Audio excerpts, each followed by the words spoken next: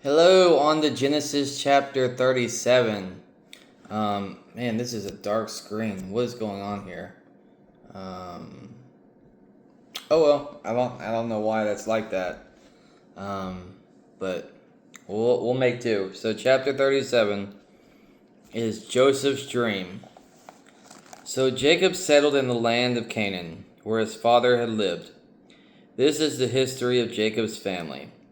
When Joseph was 17 years old, he often tended his father's flocks with his half brothers, the sons of his father's wives Bilhah and Zilpah.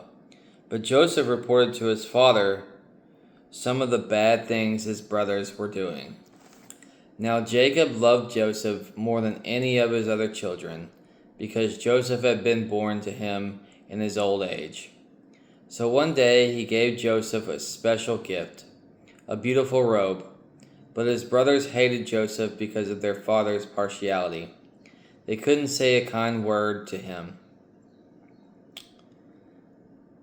One night Joseph had a dream and promptly reported the details to his brothers, causing them to hate him even more.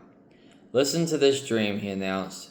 "We were out in the field tying up bundles of grain. My bundles stood up, and then your bundles all gathered around and bowed low before it. So you are going to be our king, are you?" his brother taunted, and they hated him all the more for his dream and what he had said. There Joseph had another dream and told his brothers about it. "Listen to this dream," he said. "The sun, moon, and 11 stars bowed low before me."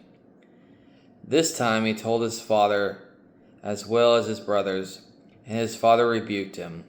"What do you mean?" his father asked. "Will your mother, your brothers, and I actually come and bow before you?" But while his brothers were jealous of Joseph, his father gave it some thought and wondered what it all meant. So Joseph is full of himself, you know. You see that in this chapter. But apparently there's favorites. So if you think about today, you can ask someone who's your favorite, and they probably have one, but they wouldn't say it out loud. They might, so I don't know. So soon after this, Joseph's brothers went to pasture their father's flock at Shechem. When they had been gone for some time, Jacob said to Joseph, "Your brothers are over at Shechem with the flocks. I am going to send you to them." "I'm ready to go," Joseph replied. "Go and see how your brothers and flocks are getting along," Jacob said. "Then come back and bring me word." So Jacob sent him on his way, and Joseph traveled to Shechem from his home in the valley of Hebron.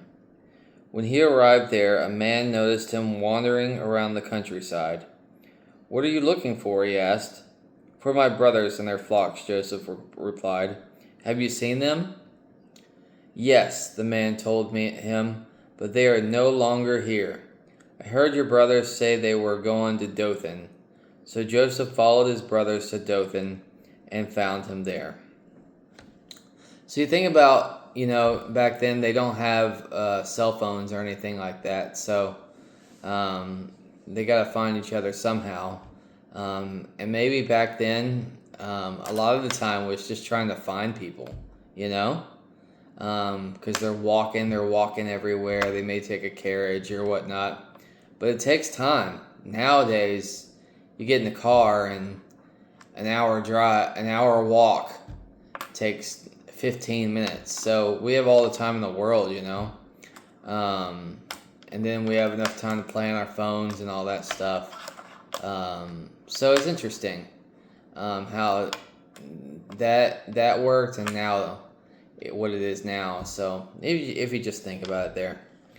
So here's the next part. When Joseph's brothers saw him coming, they recognized him in the distance and made plans to kill him. "Here comes that dreamer," they exclaimed. "Come on, let's kill him and throw him into a deep pit. We can tell our father that wild animals has eaten him. Then we'll see what becomes of all his dreams." But Reuben came to Joseph's rescue. "Let's not kill him," he said. "Why should we shed his blood? Let's just throw him alive into this pit here. That way he will die without our having to touch him." Reuben was secretly planning to help Joseph escape, and then he would bring him back to his father. So when Joseph arrived, they pulled off his beautiful robe and threw him into the pit. This pit was normally used to store water, but it was empty at the time. Then, just as they were sitting down to eat, they noticed a caravan of camels in the distance coming toward them. It was a group of Ishmaelite traders taking spices, balm, and myrrh from Gilead to Egypt. So if you think about like Joseph's brothers, let's just kill him, It's just like, let's just kill him, Like it's something they do on a daily basis, Kind of crazy. Judah said to the others, "What can we gain by killing our brother? That would just give us guilty conscience. Let's sell Joseph to those Ishmaelite traders. Let's not be responsible for his death. After all, he is our brother." And his brothers agreed. So when the traders came by, his brothers pulled Joseph out of the pit and sold him for 20 pieces of silver, and the Ishmaelite traders took him along to Egypt.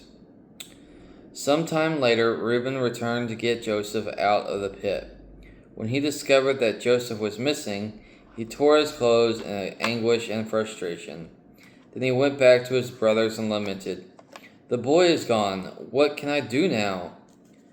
Then Joseph's brothers killed a goat and dipped the robe in its blood. They took the beautiful robe to their father and asked him to identify it. "We found this in the field," they told him. "It's Joseph's robe, isn't it?" Their father recognized it at once. "Yes," he said, "it is my son's robe. A wild animal has attacked and eaten him. Surely Joseph has been torn in pieces." Then Jacob tore his clothes and put on a sackcloth. He mourned deeply for his son for many days. His family all tried to comfort him, but it was no use. "I will die in the morning for my son. I will die in mourning for my son," he would say, and then began to weep. Remember, that was his favorite son. Meanwhile, in Egypt, the traders sold Joseph to Potiphar, an officer of Pharaoh, the king of Egypt. Potiphar was captain of the palace guard. So let's read the last part again, so we'll remember that. Meanwhile, in Egypt, the traders sold Joseph to Potiphar, an officer of Pharaoh, the king of Egypt. Potiphar was a captain of the palace guard. He's now in Egypt.